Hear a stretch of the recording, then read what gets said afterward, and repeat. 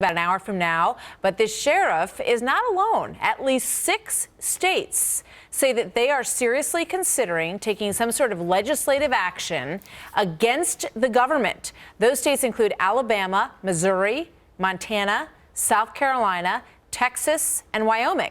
Meanwhile, many sheriffs, like the one in Wyoming, are calling also for action.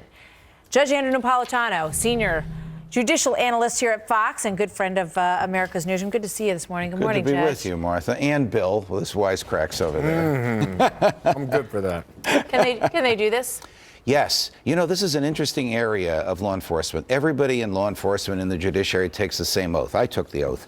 It's to uphold the Constitution of the United States. Implicit in that oath is a judgment that each individual makes. Is this order that my superiors have given me? Is this request that my colleagues have asked of me? Is this application that lawyers have made before me consistent with the Constitution? Normally, there is tremendous cooperation between state and local law enforcement on one hand and the feds on the other. And that's for a variety of reasons. They help each other. Sometimes the state has to call in the feds, and the feds have something the states don't, a big fat checkbook. So the feds fund a lot of local law enforcement.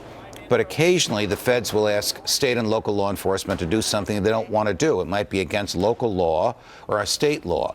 For example, in Colorado and in the state of Washington today, local law enforcement cannot enforce federal laws against marijuana because marijuana is permissible under state law. That's a direct clash, a direct conflict. In this particular case with this sheriff, he is, I think, accurately anticipating that the president will seek legislation and sign executive orders that will infringe upon the right to keep and bear arms. Is it a crime for him to refuse to cooperate with the feds? Absolutely not. Does he have the discretion, the lawful ability to refuse to cooperate with the feds? Yes, he does. This is actually a growing movement throughout the country.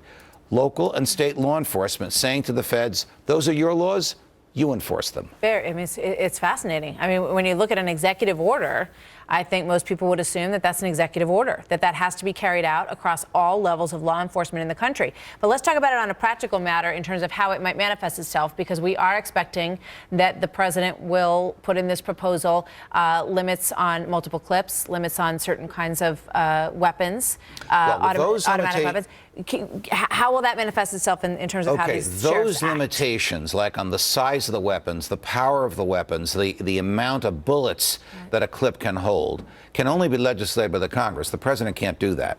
And the president's executive orders can only apply to people that work for him, employees of the federal government. Harry Truman, when he became president, was scandalized to learn that the federal government was segregated, the military and the civilian workforce. With an executive order, he stopped the segregation by race. The president has the power to do that.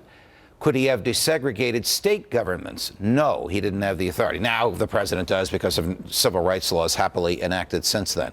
So the president of the United States cannot tell a local sheriff, a local police officer, a state attorney general what to do. He can only tell federal law enforcement what to do. But that's a big stick because they sometimes show up with a checkbook. And that's a great inducement to comply with what the feds want when they're going to let you hire X number more police and they're going to pay for it.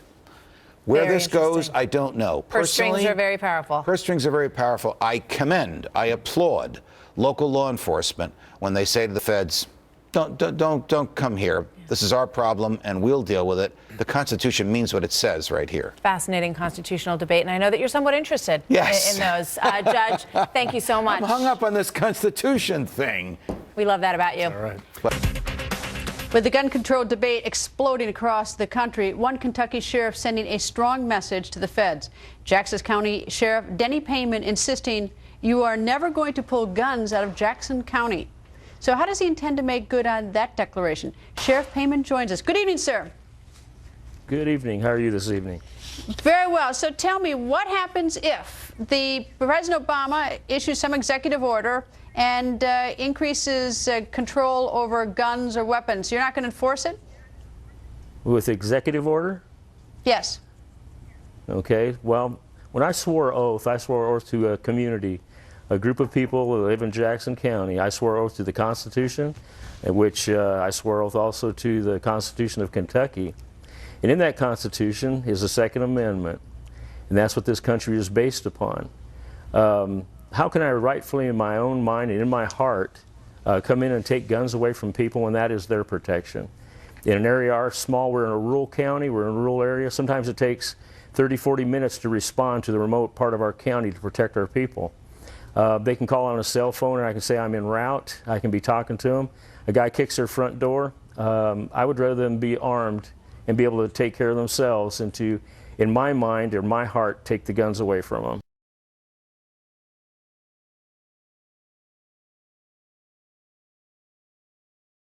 Yet it also has one of the highest murder rates in the country.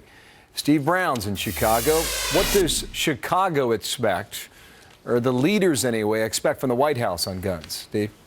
Well, in short, what they would like to see is more restrictions. Overnight in Chicago, it's sadly becoming a very common tale. Another gun homicide on the city's west side. This in a city who last year saw 500+ murders. Assault weapon is misleading. Number one myth has to be that they are machine guns. They're not machine guns. These are semi-auto, meaning I pull the trigger one time, it goes boom one time, boom, boom, boom. It does not go boom like this. The new assault weapons bill bans any gun with more than one military characteristic. Military characteristics would be the telescoping stock, pistol grip. Gun advocates call those cosmetic definitions that have nothing to do with crime or carnage. This shoots a .30-06, which is capable of going through about 3 people, whereas the .223 is going to stop in the first person it shoots. Senator Dianne Feinstein claims her assault weapons ban targets America's most dangerous guns, yet none of the nation's top crime guns are on her list. These little guns here seem to be more of a problem than these guns, so why are they coming after these guns? Feinstein's bill also outlaws the thumbhole stock, seen here, high-capacity magazines, and a button that allows users to change them quickly. Is it more dangerous? Here are 3 10-round magazines, 10 times.